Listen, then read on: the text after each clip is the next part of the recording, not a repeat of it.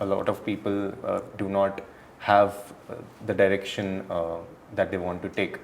How did it work out for you, and were there critical changes that you made during your journey at IIMB about your career? One thing that I realized is it's not so important to have a very clear view over 10 years and 15 years or 20 years of what you want to do. If you know, and one of the few blessed people who actually have that kind of clarity, great, own it, right? Most people, I believe, don't have that clarity. What I think makes the difference between super successful, successful and not so successful people is whatever you're doing, give it your best.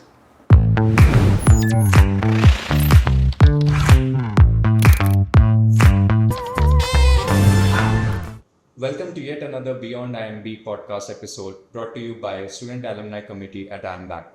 The idea of the series is to connect the alumni batch with the current students and to have the answers to the burning questions which the prospective students have as they go into their careers.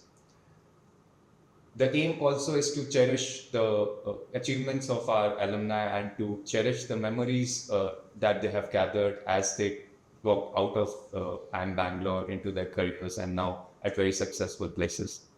Today, it's a pleasure to invite on this podcast someone who is known for his ability to seamlessly blend strategic vision with operational execution, a well-known expert in the industry circles, a thought leader, a mentor.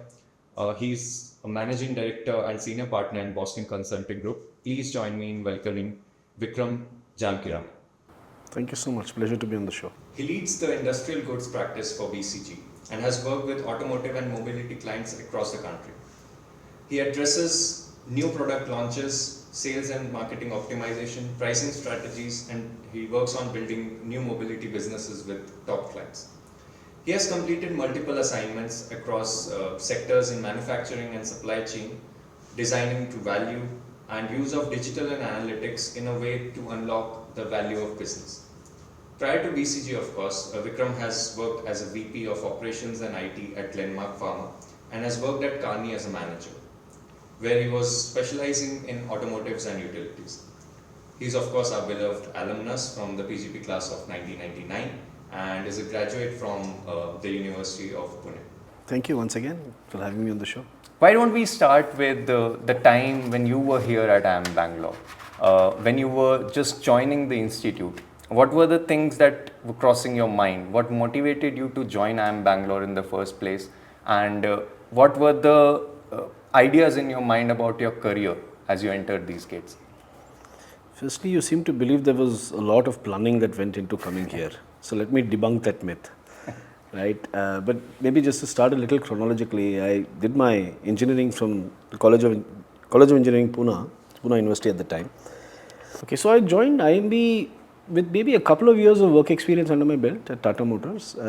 It was split between material handling design, and then for a while I used to run one of the lines. But what is interesting is actually for about 6 months, I got to apply problem solving to fixing various challenges on that line, right? Not just, throughput, but quality, some elements of cost.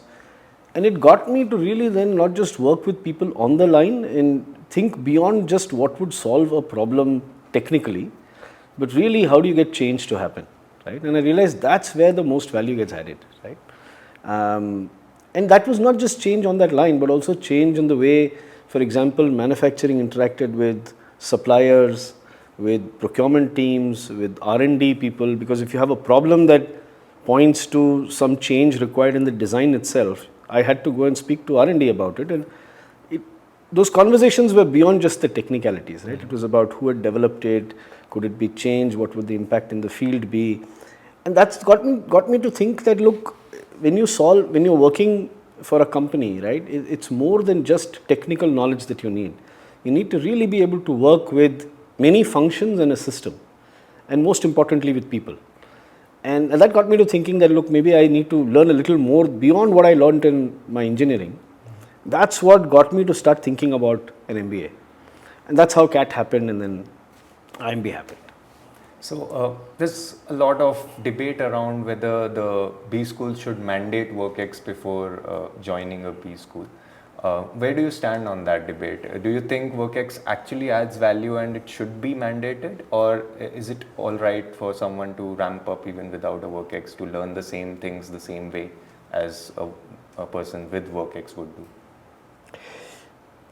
That's a very interesting question. You know, I'll give you my straight answer, but let me come to the reasoning why, and then I'll tell you what my answer is. Right?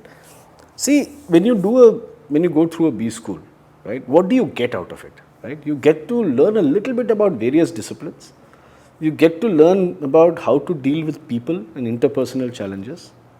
And believe me, that's probably the most important thing you learn at B school. That will probably stand you in human, service throughout your career, right? And then you learn a few other things, how to deal with new technologies, how to integrate it in what you're doing. But the most important thing you learn is how do you deal with people. Right? The second thing you get out of a B school is a great network, right? You meet with a lot of people. Like today, I'm here with my batchmates. We are in our 25th reunion, and everybody has been very successful in some stream or the other, right? And beyond just the connections you form with them, which you can then draw on throughout your life, it's also interesting because they all now have very different perspectives. So just staying in touch with them allows you to learn a lot more, right? So those are the two big things you get out of B school, right? One is dealing with multiple functions, but learning how to deal with people. And two is a very strong network, which then stands you in good stead. The problem is if you come to B school without prior WorkX, right? My belief is that you don't fully understand the importance of one, the first point, right? You of course, end up with a good network and all of that will help you throughout your life. But when you really come to B school with some prior WorkX, you understand that it's not just technology or science or problem solving that's going to stand you in good stead through your life, but the ability to really communicate with people and work with them. And I always feel like, look, because of that, I think people who draw the most out of a B school program are the ones who've come here with some prior experience, maybe 1, 2, 3 years, where they've worked in a real life setting. And then they come here and then they can relate to their own past, right? And then be able to draw more out of the program. So that's my view. It's better to come here with some prior WorkX. You get more out of the program. Yeah, makes a lot of sense. But as you look back, did you know what you wanted to do outside right after your MBA, or how did it get transformed? Maybe if you can walk us through some critical moments which actually made you decide a particular career after your MBA. Of course, I know you worked at ICICI right after your MBA. Was it a conscious choice, or was it something that happened? A lot of people do not have the direction that they want to take. How did it work out for you, and were there critical changes that you made during your journey at IIMB about your career? Lots of questions in there, but let me maybe start with the vital few. So, in short, I don't think, and I think speak for most of my batch, I don't think any of us had this clear, well charted out 30-year roadmap for what we wanted to do.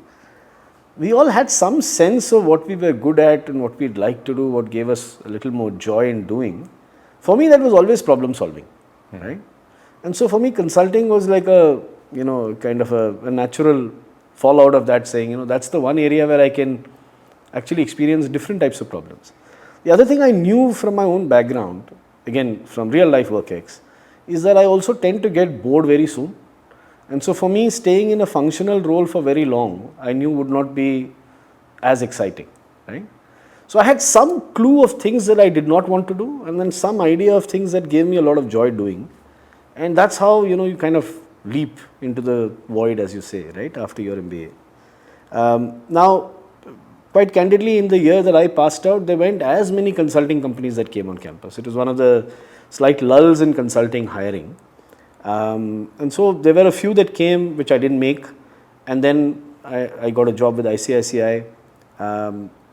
I decided to do it because ICICI is a great brand name. And I wasn't really getting into the banking side of things, but in project finance. So I spent a year doing that.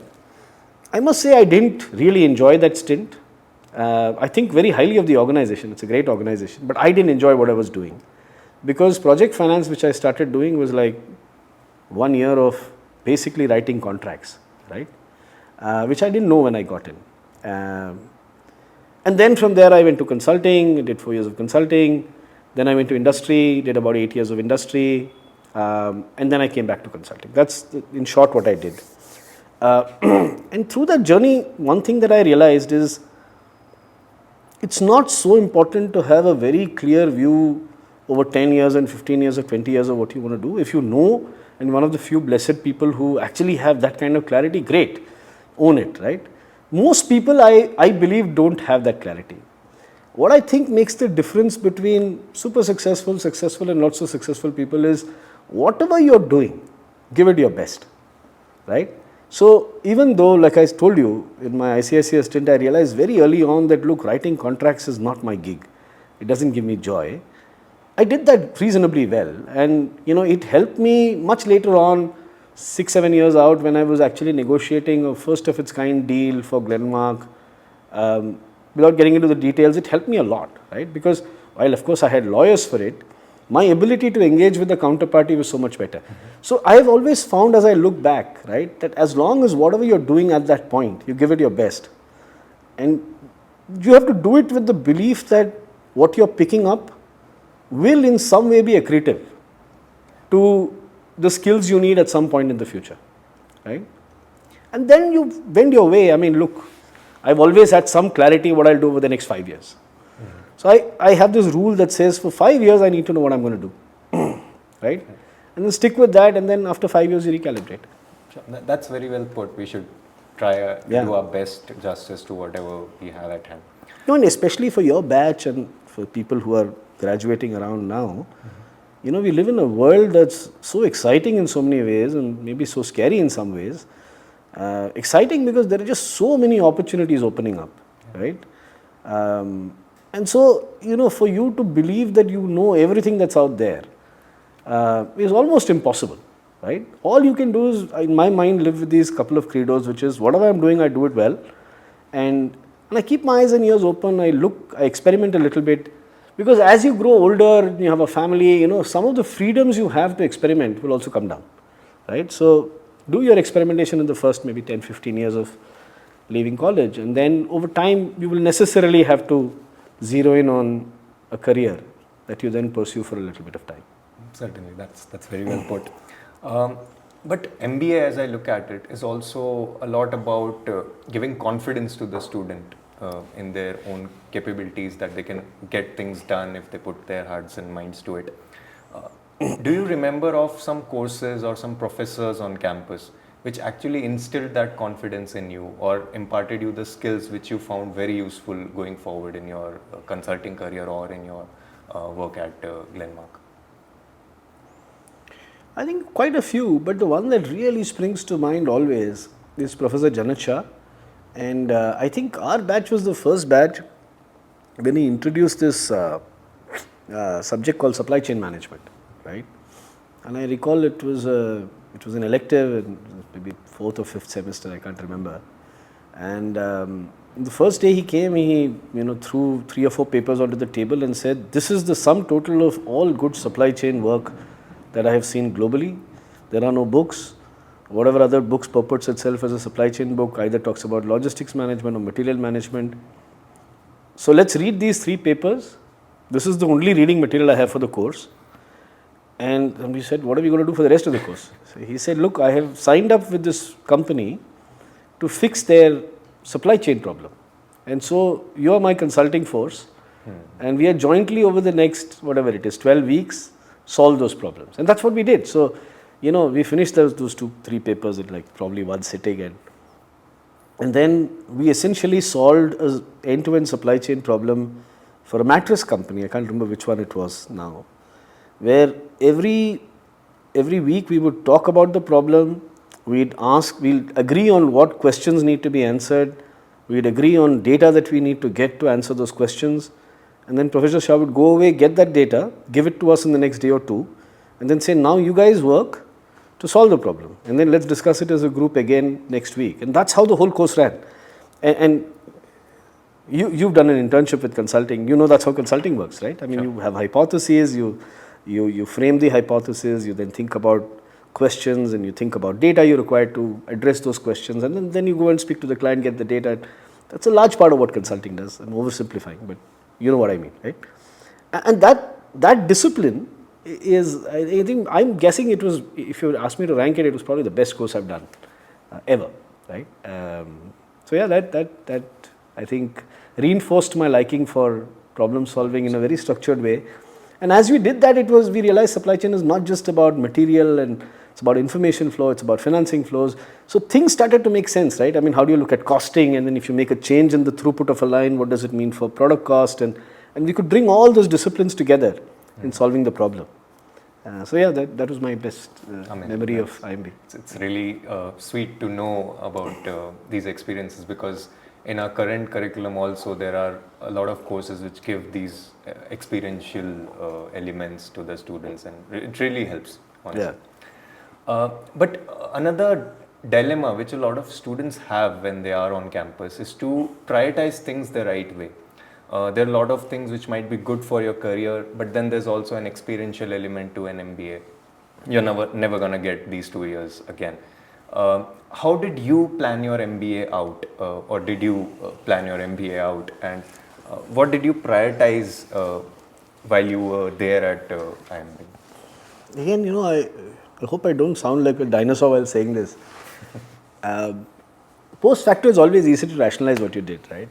Did I really go into it with a very well thought of plan? Probably not. So at the end of year one, I realized that, look, I love operations, I love finance, and those are the two things I'm going to do. That's probably the only decision I really made. And then after that, you know, I went based on feedback about certain courses. Does it look like something I want to learn? And did it work with my schedule? You know, things like that. And then figured out which courses I needed to do. But one thing I will say is that, you know, I'm that way a very rigorous guy in whatever I do. So whichever program I picked up, right, I threw a fair amount of my, you know, hard work into it, so that I could get the most out of it. And I also was blessed with a very, very good a cohort of mates, right? And we did a lot of things in projects, groups, and so on. So I learned a lot more from them as well. And you know, I'd come there from, like I said, from Tata Motors, where I worked with engineers, and then prior to that from an engineering college where I basically worked with people who looked the same. And here I was with this batch that had 180 people, you know, 50-60% were engineers still, but then there were like 40-45% people who were psychologists, doctors, you know, biotechnologists, you name it, CAs. And you know, when you have that kind of diversity come together to solve a problem, right, you just get so much more out of the session. So yeah, I mean, maybe I'm repeating myself, but I don't think I had that clear a plan of exactly which course I would do and how will it add up to my life. I knew that the experience of working with these kind of people and learning from their perspectives and sharing some of my perspectives and solving problems jointly, broadly in the area of finance and operations, would teach me skills that I would find useful in my management career. And it's as I look back, that's what's happened. Perfect. Also, there are a lot of activities which students do on campus in terms of the cultural part of it, a lot of clubs and the societies on campus. Were you an active part of some of them? And sadly, no. I always wish I did, but I never did anything other than study, party, and read a lot of books. But I'm sure you have a lot of good memories of those classroom discussions. Yes. I don't know if you guys still have Unmad, but Unmad was, I think, conceived in our batch. Oh, awesome. So, in fact, Amardeep Malik, who's here with us, is the guy, I think, who came up with the name. And lots of people from my batch were actually involved with conceiving it. And so our batch was, of course, that way very vibrant, right? I'm sure every batch is. Lots of people with different interests, and I'm not a sporty kind of guy. So I was academics, friends, partying, and reading books. But that's amazing. That's the thing about an MBA. You can make it your own. You can decide howsoever you want to have it. Perfect. But why don't we move a bit ahead in the timeline? You chose to switch to consulting after ICICI, and you went to Carney. What were the primary changes that you saw in the working style at both of these organizations? And what, in your opinion, are the skills which you think were common and some things which you needed new at Carney? ICICI and Carney, look, no, I've never really dwelt on this question, but Carney, as in the case of any consulting firm, was obviously a lot about problem solving, right? And bespoke problem solving, because you solve problems that have never probably been solved exactly in that context before, right? Let's leave it at that. So it was a lot about de novo thinking, but with some discipline of generating hypotheses, building the issue tree, collecting the data, and been doing the same now in BCG for the last 14 years. You don't need that kind of approach to project finance, right? Project finance is more around very quickly early on saying these are the contours of, let's say, a lending program I'm going to sign up to, or an equity program I'm going to sign up to, and then once that's hammered out, then really working with the lawyers to kind of make sure all the clauses are watertight. You have conditions precedent, you have reps and warranties, you have remediation, right, in case something happens. So I think those two disciplines were completely different, right? I mean, of course, there is a common thread that runs through any work you do, which is you need to know how to deal with people. Maybe that's the one thing I picked up or refined a little bit in ICICI that's continued throughout, because in many deals you actually work with many counterparties, right? And then they come at it from their perspective, you come at it from your perspective, and you need to meet somewhere. So you learn a little bit about how to deal with people. And you do a lot more of that in consulting, right? Whether it's BCG, Carney, or anywhere else, to be honest. Perfect. So I see, of course, it appears that the consulting was always on the back of your mind, Sure. something that you wanted to do, and now as the BCG you call home. I was curious to understand how these two roles look like. For example, a manager at Carney versus a project leader or principal at BCG. What's the difference in the approach that both of these companies take? Is there a fundamental difference that you see? I don't think it's fair for me to compare the two, because they're in two completely different milieus, right? The reason I left consulting after 4 years at Carney is, at that time, consulting never, look at the kind of price points consultants used to charge at the time. No company would hire us for large implementations. And so, especially with the practical experience I had had in Tata Motors before that, I felt that, look, I didn't want to be boxed into this role where I was providing recommendations but not knowing how they would get implemented. And that's the reason I left consulting. I came back because consulting has changed like dramatically now, right? I mean, today if I look at the kind of work we do in BCG, I'd say 80-90% of it, right, is actually all the work, but 80-90% of the effort we put is actually making things real. It's driving real impact on the ground. Clients have evolved a lot. They understand the value of consultants. They understand how to extract that value, right? And we spend a lot of time before we start a program working with clients to really say how to organize the overall team, not just the BCG team, but the client team as well, to make sure that what we do is impactful and results in return on their consulting investment, and then keeps paying dividends after the consulting program ends. And that's one of the reasons why I came back to consulting.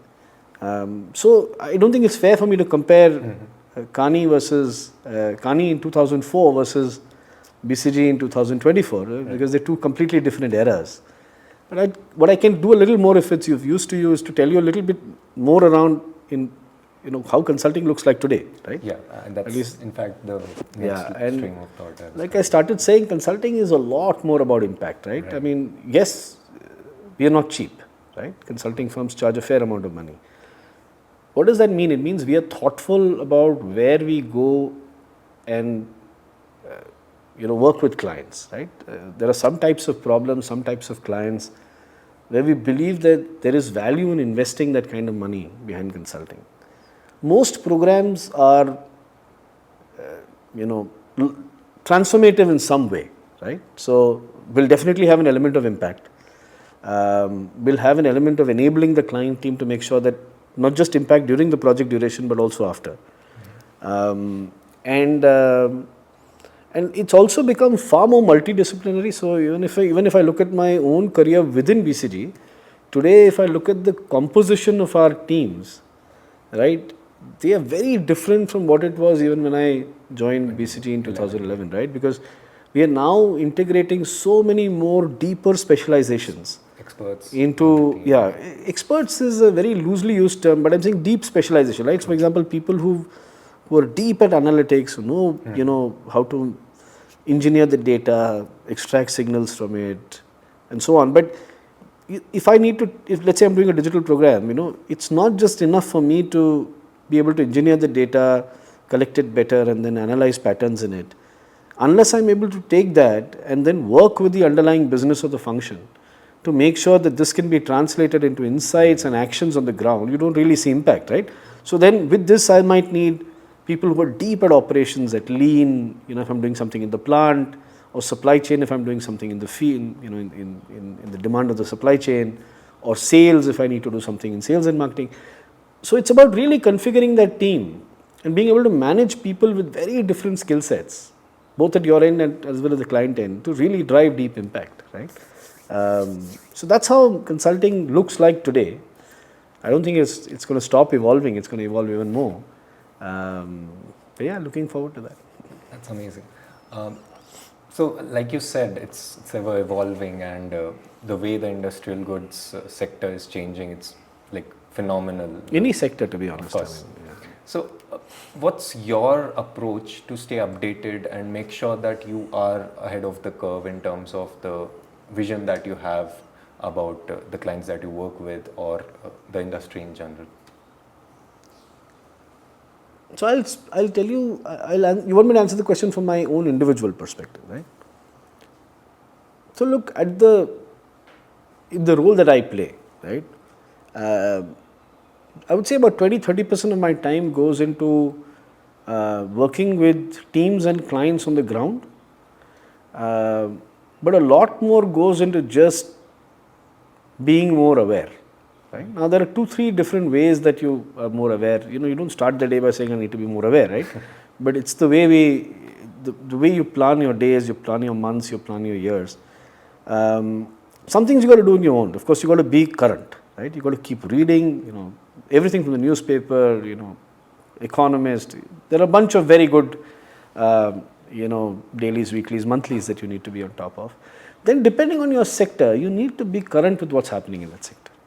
Right, the number of experiments that are now happening, regardless of which sector you name, I'm not just singling out, auto or cement or steel. There are just so many things that are happening, right? Some at lab scale, some at startup scale, some at actual large scale with some of our clients, that you need to be aware, right? And one of the ways that a platform like BCG allows you to be more aware is that we work with many of these clients, right? And when I say work with, I'm not just saying paid work that we do for them as part of our consulting assignments, but even just the advice we provide some of our clients. Many of our relationships are very long, so we spend time meeting with CXOs, department heads, and then those conversations also give you a lot more food for thought, right? Because all of these companies are trying different things. So when you're in conversations with them, you tend to understand what's really happening, what's working, what's not. The second thing is you got to invest in, being in the right forums, right? So seminars, conferences, and we do many internally as BCG, right? But also ones that are done by other agencies. You got to know what's happening in your sector. Make the conscious effort to be at those points and be there not to interact with people, to meet like tomorrow's objective, right? But be there to really absorb what's happening in the world. Curious about. Yeah. And the third thing is, and that's one of the benefits of a platform like BCG, which is so global, is that in any sector, right, we have teams, in systems or countries as we call them, and then regions and then globally. And we have our own ways of connecting, right? We'll have monthly calls, we'll have maybe quarterly we meet somewhere. We know what new things are happening somewhere in the world, and those teams, after that work is over, will find a sanitized way of sharing their learnings with others. And so that's the third source that gives you enough information, and that's all. You put all that together, and you put that together on top of a really wonderful team that you can also ask questions saying, hey, I'm looking at these 3 things, tell me what's happening. And they'll also go out, look for more information, connect with their clients, come back and say this is working, this is not. That's how you stay abreast. It's a process. I mean, it's Because it's more, I understand it's more about habit and something you imbibe over time to make sure. And that's something you should, you guys should pick up at a very early age, right? Because, yes, there will be a curriculum, there will be different chapters to study and cases to deliver and so on and so forth. But, leave a little bit of time for yourself, right? When you get to my age and level, maybe that time is, like I said, 50, 60, 70% of your time. But even when you're students, right, give at least an hour a day or 2 hours a day to make sure you know what's happening in the world around you, right? Certainly. Not just in your classes and your case studies and so on and so forth. It makes a lot of sense actually. I hope. You can't wake up one day and say, I'm going to be aware, right? Of course. It's a process. Yes. Sure, certainly. You talked about the consulting actually having a group of smart people working on a real problem to actually solve something with the client shoulder to shoulder. What usually happens in such scenarios, what people argue, is that there's a lot of work that you need to do which is perhaps not exactly related to the project, but it's a background work that you need to in order to deliver what you finally aim to deliver. That sometimes people argue takes a toll on your work-life balance, and that is something which people talk about a lot these days, especially in the consulting industry as a whole. How do you look at it? Of course, I understand that it comes from the top. It depends on how the environment is set in the team.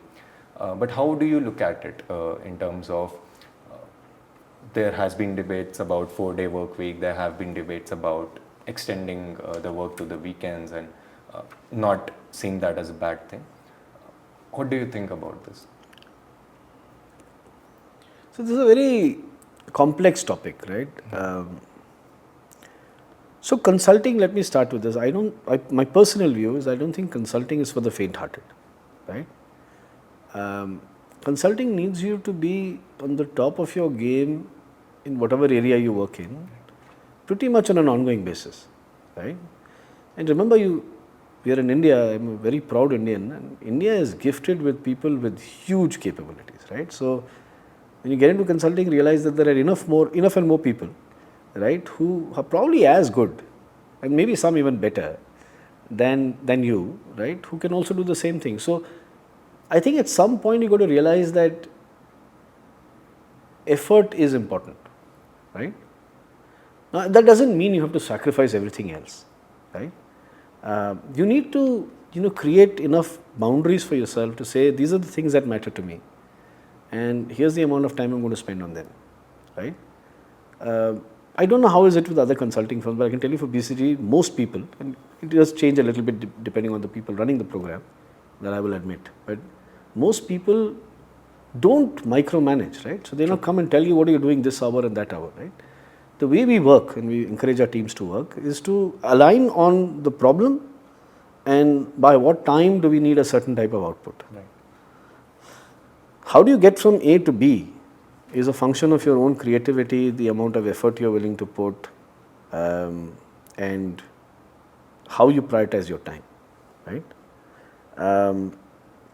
And there some people are great at it, some people are not so great at it. The question is do you quickly understand what works best for you, right? So when you solve a problem, it's not just about finding data and doing the math and saying, oh, this is a good slide that tells you the answer. But most of the time, 70% of the time, it is also working with the people that need to then buy into that answer to say, is that making sense? Is it practical? Does it work in their context? And what changes need to happen for that to work, right? And you need problem solving skills, you need data gathering skills, you need analytical skills, you need communication skills, you need a whole bunch of other things, practicality, right? And I see people struggle because many times their grounding doesn't allow them to do many of these things well, right? So if I step back, I think work-life balance is super important, right? People have to create clear boundaries for themselves and then stick by it themselves, right? Second is, I don't think in any consulting, at least in BCG, we don't say every hour I need to know what you're doing. We say this is the problem, this is when I need the output. You need to have really good planning capabilities to plan your own time, right? Think ahead and say, okay, if I need alignment with this person as the client in 2 days from today, am I setting that up? Otherwise, you might end up on that day having done the work and that person is not available. What are you going to do for the rest of the day, right? And then you have to catch up the next day. So I see a lot of people struggle with these larger skills, right? And once they pick them up, then life becomes so much more predictable, right? We help them, of course. I mean, now we have things called PTO coaches, right? Who actually spend time with teams to make sure that they are at least working well as a team. They are helping each other think through, okay, what are the steps to get there, and what are the protected time offs for people, right? So that others don't disturb them at that time. Somebody might want to gym in the morning, somebody might want to sleep early, somebody might want a weekend, or a Friday protected because they have some event or the other. We help them make sure that that's all on the team calendar. You've actually been there, so you've seen some of this, right? It's really helpful. But then beyond that, like I said, I just feel that especially people who come without experience and then come through an MBA, I feel that some of them take a little bit of time to understand this critical skill of being able to plan and preempt and execute to a plan. That then leads to unforeseen, challenges and circumstances that they have to deal with. But again, as I go back to my first statement, consulting is not for the faint-hearted. I do believe that consulting requires you to work a little bit more hard than you would in, let's say, a functional job, right? Primarily because in a functional job, once you've picked up the ropes, then it's going up the experience curve. Whereas in consulting, by definition, right, every time you solve a problem, the next problem can be completely different. So you start from scratch, essentially. So it takes much more to build up that experience curve as you become more and more senior, because you've then seen enough problems in different settings to have some pattern to fall back on and say, these are the possible hypotheses that I need to go after. So it takes more time. So consulting is not for the faint-hearted. It does require people to work very hard. Perfect. But I think something that I really connect with is the high level of ownership that you take for the work that you've picked up. And once you know the method to get things done with the client that you're working with, I think it becomes much more easier. Yes, absolutely. And the good thing is, like I told you, a lot of consulting projects are no longer the 2-3 month projects. They are longer engagements. So our teams also get a little more time to be more familiar with they have experts who can help them, but they still have to invest the time to move up the learning curve. Once you do that, life becomes a little more dependable, plannable. Perfect. So, of course, you talked about... Did that answer your question though? I mean, I think it did, to a large extent, of course, because work-life balance, as people say it, it's a buzzword for sure, but I think very few people are actually willing to invest time to understand what it means for them. Yeah. Right? So, it's contextual, and of course, as you rightly pointed out, in consulting, it's more about ownership, and if you get the method right, you can actually have a very good time at consulting as well. Some of the best people I have worked with, sorry if I take a second more, the best people I have worked with, young people, maybe 4-5 years out of a B school or an undergrad, are people who are really good at just what I think is, what I call executive skills, right? Which is planning and executing to a plan, being able to preempt Murphy's Law, and then be able to plan on the fly, and then keep the bigger picture in mind, right? Saying, I have started here, I need to get here by this date, right? They actually have life, they manage their life really well. The reason I'm smiling is I remember my times from the internship. Of course, you talked about Murphy's Law. Things are bound to happen. Yes, so you're dealing with people, and lots of people. I just wanted to ask you as a follow-up. Of course, there would have been times in your career where things just blew up. But then a good leader is someone who gets back and mends things to make it better overall in the long run. Can you share some of this instance? Of course, you don't need to mention the specifics, but if a failure from your career where you bounce back, or maybe something that can help our audience understand that these things happen and you are a living example of how we can actually turn it around and work towards getting better? Okay, maybe I'll start with some philosophy. As I look back, I don't think I've had a single failure. Okay. Right? Ex post, that's my view. Ex ante, things look different. So when you come up to a certain point, just tell yourself, and this too shall pass. You know? It's beautiful, yeah. And that I think is the most important skill to learn, because, you know, pardon my language, but shit always happens. You know, it's the person who realizes that, look, this is at best, even if it were as bad as I thought it's going to be, it's a blip in my life. It doesn't define my life, right? And I need to do what best I can to make amends, to fix the situation. And it could mean different things, right? You messed up, you need to go own it up. Do that, right?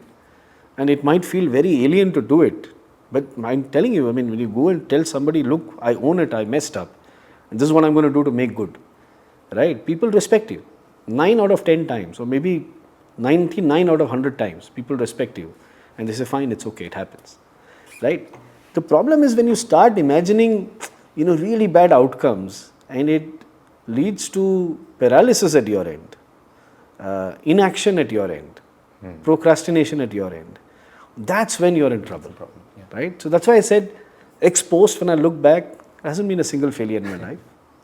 Ex ante, as I come up to challenges, there have been many challenges in my life, personal, professional, but it's this, I deeply believe in this philosophy that tell yourself, you know, the famous phrase filmed in IIM Bangalore, all is well, right? I mean, and this too shall pass, right? It helps you really regulate how you approach these problems, and then you apply yourself to solving them. Perfect. That's, I think, the most important. Very well put, actually. Another question which a lot of people have about consulting is, it has been observed that quite a few people join with very high hopes, and like you said, it's not for the faint-hearted, and many of them are tried after 3 to 5 years. Do you think there's something fundamentally unsettling about consulting? As you said, of course, this high level of ownership that you need to take. But why is it so that the attrition levels are higher than the other job roles which are equally stressful, perhaps? So look, let's take any, first forget consulting, let's take any function, right? What happens? It's not like attrition doesn't happen there, right? You have a pyramid in every function. There can be only one CFO, True, right? But there'll be many people who are analysts in that CFO's organization. Not every analyst makes CFO in that organization, right? They go out and maybe they become CFO somewhere else. Or some of them may not, and maybe change their career and become sales, whatever, right? So some churn is bound to happen, right? As you go up, you know, some people decide this is not for me. Some people's life stage changes, right? So, you know, you get married, you have kids, then you realize travel is too much, I can't do it. You know, there are many reasons why people leave. There are also some people who say, look, I've done 4 years of this, I don't need to go and build something of my own, right? Or I've now done 4 sectors, but I'm really passionate about X sector. I'm going to spend more time in that sector. So there are many reasons why people leave. I don't think you should, there seems to be an inherent bias in your question to think of them having failed at consulting. I don't think that's the way to think of it. That's in fact the wrong way to think of it. The way to think of it is that as people embark on their consulting career, people gain something from it for sure. If you spend 3-4 years in consulting, I can bet you my bottom dollar that in the first year, maybe there are some people that leave that say, look, this life is not for me, right? And that's fine, right? Make some mistakes, own it, move on, it's okay. But then if you stayed 3-4 years, I bet you've learned something, and you've learned a lot. And you probably learned it much faster than you would have learned anywhere else. Certainly. But at some point you decide whether that the future in consulting is for you. Because as you grow higher and higher in consulting, you know, there's a certain need from the job. And as you, let's say become a consultant or become a project manager, you then have to weigh whether this is the kind of life I want to lead personally. You know, is this the, you know, every month, every not month, but every 6 months, every 1 year, changing which industry I work in or which company I work in. Is that the way? Will I have more joy in working for the same company over a longer period of time? And then seeing the longer term impact of my actions. These are questions that are bound to come up. People answer them in their own context, right? And look, let's also do the math, right? If I take 100 people into BCG or any other consulting firm, and in 10 years all 100 have to become partners, right? That's also not going to happen. Sure. And in the light of the recruitment season that's coming up at college, what are these shining points that you look at? Because a lot of people have these questions, or they're pretty stressed out, in fact, about it. What does BCG look at? What does a Carney look at in their profile, which makes them stand out and gives them a shot at joining these companies? So there is a process, and then there are skills, right? So I'll tell you what at least I look for. Firstly, if you say you've done X and you feel it is important enough to put it into your CV, when I interview you, you bloody well know a little bit about X. Certainly. Right? So don't tell me you've done mushroom farming but don't know anything about mushroom farming. Right? So that's, I think, point number one. Saying if you feel it's important enough to put it into your CV, please make sure you don't need to be, the world's most knowledgeable person on that, but you need to have shown that you've applied yourself to it. So that's point number one. Point number two is just good old-fashioned problem solving. Right? I give you a problem. It's very important for me to not see that you've solved it. Because in consulting, you don't solve problems on your own all the time. We work in teams. What is important for me is, can you approach the problem correctly? Can you structure the problem correctly? Right? Can you at least think about 2-3 reasons or hypotheses for what might be causing that problem? If you don't know, can you ask the right questions? Right? You have the humility to say, I don't know this, can you explain this to me? Right? That's very important to me, because I think all of that put together is just good. It's the foundational skill for problem solving. Can you break the problem down into its constituent elements? Right? I think that's point 2 for me. Point 3 is, of course, communication, because in consulting, whether it's internally and even more so externally, how well you're able to listen and then communicate, right, is super important. You need to be articulate, you need to be simple, right? You need to listen actively. I see a lot of people wanting to put their own point of view out there, but not really listening to cues that I'm trying to give them on which direction I want the conversation to go. That for me, is a problem, right? So, are you really able to engage in a conversation, right? I think that's the third important thing. Fourth is, I also try and test for a little bit of practicality, right? Because look, consulting is not about good reports. Consulting is about On ground. when you really, have an on-ground impact is maybe the end outcome, but are you asking, for example, the right question, saying, okay, maybe this is the perfect answer. Like, at least I like to tell my teams that it's okay to have 80% of the answer right with 100% alignment and practicality in that it can be done, than having a 100% perfect answer theoretically, but just 80-70% confidence that it will actually get implemented, right? So that to me is practicality, right? Can you say what is the Pareto optimality, right? I don't need to solve every problem mathematically. I need to know there are people involved, and are you able to ask those questions saying, okay, I've found the answer to the case you gave me, but now when I think of how to deploy it, and here are the 2-3 things that I think are important. The top guy has to be, convinced, blah, blah, blah. That I'd really like to see in an interview, right? So those are the 3-4 things that I think really define for me somebody that's right for consulting. Perfect. And you guys should note this. It's coming from an MDSP at BCG. Some really important points for people, because a lot of times the students get lost in the process itself, the resume making, the case prep, but they lose sight of these things which they need to keep in mind as they go into the interview. Certainly very helpful. As you look back, Vikram, is there something that you think you could have done better while you were at IIMB or your life after IIMB? Something that you want to tell yourself looking back, that maybe this could have been done in a different way and my life would have been better? I'd say stress a little less. Okay. Like I said, all will be well. I think we spend a lot of time worrying about outcomes. At least if I look back, sometimes I have spent more time, or my younger self has spent more time worrying about outcomes than just investing in the problem or the process, right?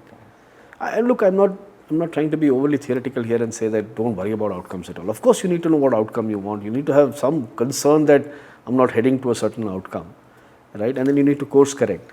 But I just feel sometimes that there is at least my younger self was a little too worried and spent a little too much time thinking about what could go wrong. And hopefully I've learned to do less of that as I've aged. Right. But that's the one thing that I think would have saved me a little bit of time in life. All is well. सब ठीक हो ही सब जाएगा. हो जाएगा. Perfect. As you also look back, you retrospect, what do you think were the changes in your personal life that happened because of the shift you took from ICICI to Carney to Glenmark to BCG? How did your family have to adapt to all these career shifts of yours? And how important do you think that is as a factor to consider while someone is making a switch? So actually, in my own case, look, ICICI and Carney, I was unmarried. Yeah. So I had, literally just myself to take care of. And so there was really Not much. nobody else to weigh into that decision or experience that outcome. I think Glenmark was in many senses a very whirlwind kind of, shall I say, experience for me, right? Because it was a small company when I joined, and I was reasonably senior when I joined as well. And hence I was given a lot of responsibility in very diverse areas in very short times, right? So maybe just to bring it to life, I mean, I used to run their global manufacturing, supply chain, IT, procurement and capex. When I was, when in the Lord's year of 2009, when I must have been what? Am I getting my math right? 30s, early 30s, yeah. very early 30s. And that's pretty young age for somebody to get that kind of responsibility. And as a result, I traveled a lot even then. So my wife and kids have kind of always seen me travel a lot, right? 10, 15 days a month used to be normal even then. And so for them, I don't think life has changed too much between at least the Glenmark stint and the BCG stint. But look, I think that's the one thing that people coming to a consulting career need to know, that consulting, at least in the initial years, is a lot about travel, right? You will travel without a doubt. In a year, I mean, at least you'll be on one project that requires you to fly out on Mondays and come back on Thursday nights or Fridays, right? And so that's one thing that, especially as you grow older and have a family, have kids and so on, takes some getting used to. Makes sense. That's very well put, because I think a lot of times people are not able to make the shift for themselves, and therefore their family suffers. They're not able to get their minds to agree to the change that has happened in their lives. So yeah. I think if you take it with a stride, the family also. So one thing though that I think, as people, I mean, it's very far away for people who are going to probably be seeing this podcast, but as you start having like kids, right? Think of having, it might sound stupid and even transactional to say this, but I will say it and let me explain it a little bit. Think of having a kid and spending time with the kid and your family almost like a project, right? Because then you'll make time for it, right? Otherwise, many times when you're traveling, simple things, you're traveling 3-4 days a week. What do you do in the evenings, right? Do you budget out time to, talk to your spouse, talk to your parents, spend time with the kid? And look, some of this might not be possible when I was a kid, when I was growing up. But today, I mean, I like with my eldest son, when he was doing his 12th, I would spend time on video calls, right? Explaining, how things work, and, he would have some question for me. All that's possible now, right? So you have the tools just make sure I think it's simpler to just plan for it almost like a project, right? That you're doing on the side. Of course, they are not projects. They're the reason being Most important most projects of important your life, project. But just that discipline of saying I will budget time to spend with family is, I think, very important to do. Certainly. People do that for project work. People do that for maybe their own, fun and games and some activities that they do. I feel it should be done even for. Maybe that's one thing I would tell my younger self, to do more of that. Perfect. So as you look at, Vikram, your journey in BCG, how has the perception about a problem or your engagement with a particular client change as you move up the rungs? How has the prioritization changed? What are the things which you consider more important now versus when you were a principal, say? So how does that change as you move up the rungs in consulting? Actually, I don't think the problem changes, right? So technically, your approach to the problem shouldn't actually change. What changes as you become more and more senior is who you're discussing that problem with, right? So of course, if let's say I'm doing a project to increase Salesforce productivity for X company, the pilot market head is also gripped to the same problem.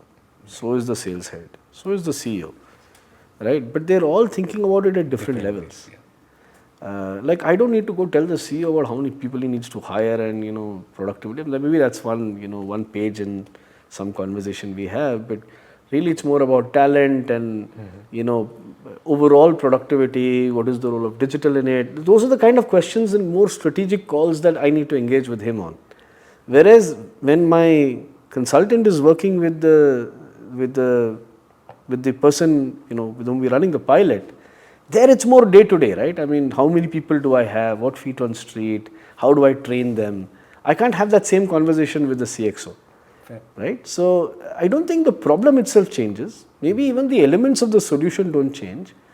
It's just about the level of decision making that you anchor that changes quite a bit. Certainly. Right? And it comes essentially from what time phase or time period is under conversation. When I am talking to the CEO for a sales acceleration program, I'm not talking about the pilot market's performance. I am talking about how his sales force needs to transform or sales process needs to transform over the next 2 years, which is probably the program I've actually sold him. Right? And then there are more things there than how the pilot is performing. I mean, it's more about capability building and so on and so forth. So I think that's the difference. Coming back to the long-term vision that you are talking about, as an MDSP, of course, you have more visibility about the trends in the industry. What do you think is the next big thing for industrial goods? Of course, we have seen a lot of automation, a lot of AI getting integrated into the offerings. But what do you see is going to be the next wave, let's say, in a decade or two? Look, I think we are in an era where, particularly any industry, I think, is dealing with 2-3 fundamental shifts, right? One is the digitizing of processes. I'm carefully using my phrase. I'm not talking about data and analytics. I'm just saying, how can I get my processes digitized, right? That's happening everywhere now. The importance of it varies sector to sector, right? So, for example, if you're working with banks, right? Today, the entire customer experience stack necessarily has to be digital because, customers don't want to go and walk into a bank branch, right? So the number of branches you set up, the efficiency of those branches matters less. So you need to have like some, the customer experience layer in something digital. That same thing may not be as applicable in, let's say, a company selling steel, right? But in general, this concept of digitizing processes is, I think, super important. Which process it applies to is different. I think the second one is data, and this is different for me, right? If you run good digital processes where it matters, you will acquire good data. But then what do you do with that data, right? How do you then use that data to make better decisions is the next big question. And people will talk about AI and Gen AI. These are all tools to me that sit on top of the data. Right? But the infrastructural layer is really having the data, it engineered well, sitting in the right repository, provenance being good, meaning it's correct, it's real time, and then building layers on top of it that almost like in a machine-like manner improve efficiency and effectiveness of people then who are doing their job. Right? That's the second big thing. The third is definitely the broader ESG agenda, right? That look, while India has signed up to what I personally feel, let's take for example carbon neutrality, fairly relaxed goal, and for maybe valid reasons. The markets that our clients are accessing may not really allow that relaxed a goal, right? So really, how do you create the right framing of the problem? Some of the solutions are going to necessarily be short-term impactful in terms of cost and increasing cost. But then what is the right time to adopt them? There are many questions around ESG that I think are super important, right? So these three things I think are super important, and then with that comes a fourth, which is I think just the ability to integrate more diverse capabilities, right? I think is becoming super important, and it's almost like a corollary with the first three things I said, right? When let's say I'm now going to a steel company or a cement company, and then we're talking about these three areas. The odds are I will require vastly different talent, right, to be able to bring these capabilities to that company, and they will also need these capabilities built internally. How do you integrate them into the other capabilities that you need to be successful is I think a very important topic. How do you manage talent? How do you think of careers? How do you think of forming teams that are more effective together, right? I think that's the fourth dimension that I think will really change. It will change the way industries work. And then the last thing I feel is just the pace of innovation, right? Look, I'm like almost 50, right? So for the longest time, actually forget my age. I mean, take the auto industry, right? Till 10 years ago, the technology we used in auto was like 100 years old. It had some small changes and this, that, and the other. And look at the tectonic shifts that have now happened, right? Take steel. Steel for many, many, many years, right, was made in a certain way. There were 2 or 3 processes. You adopted them. 50, 60 years was the life of an asset, so you had to make those decisions carefully. But you knew if you put that in the ground, your blast furnace, it would make your steel, blah, blah, blah. And now, again, in this case, because of the ESG agenda, you now need to be careful. I mean, you have demand for new steel, but what technology are you going to choose?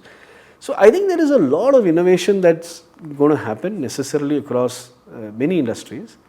And what's interesting is not all that innovation is happening within the companies that have succeeded till today, right? Interesting. It's happening at the edge, many times smaller startups, university foundations, maybe smaller companies.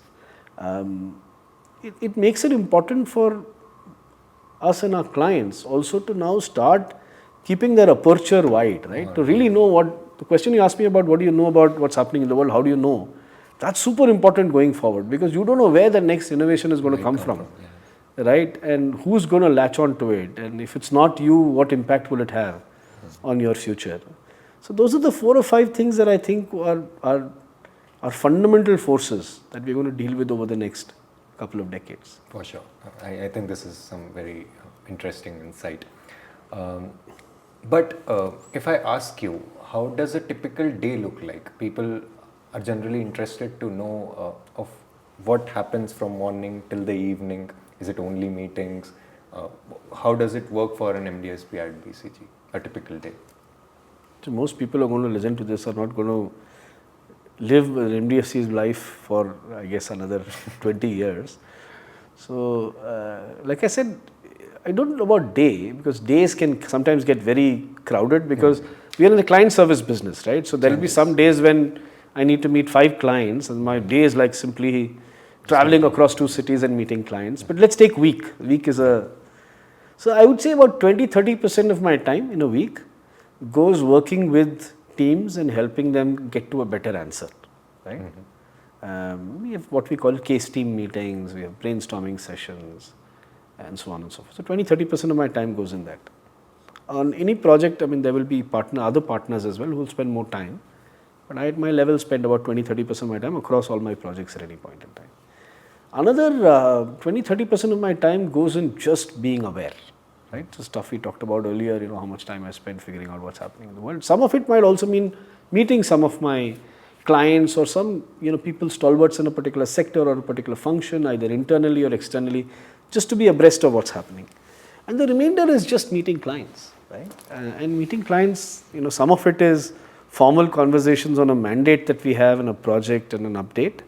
And some of it is just spending time with people at the top to talk about what their priorities are, share some perspectives that are interesting to them.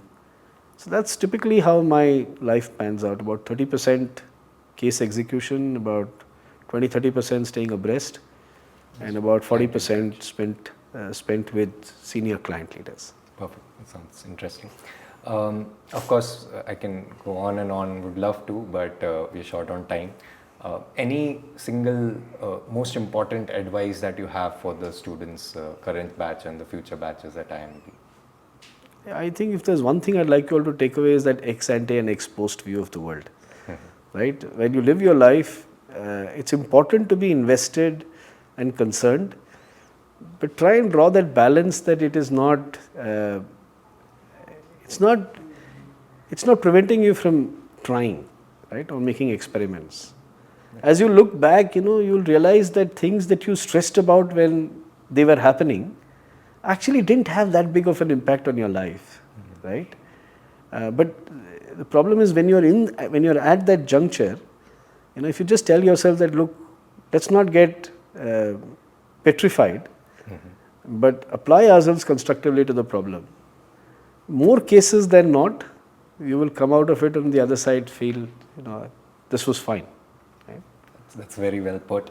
And thank you so much, Vikram, for taking out time.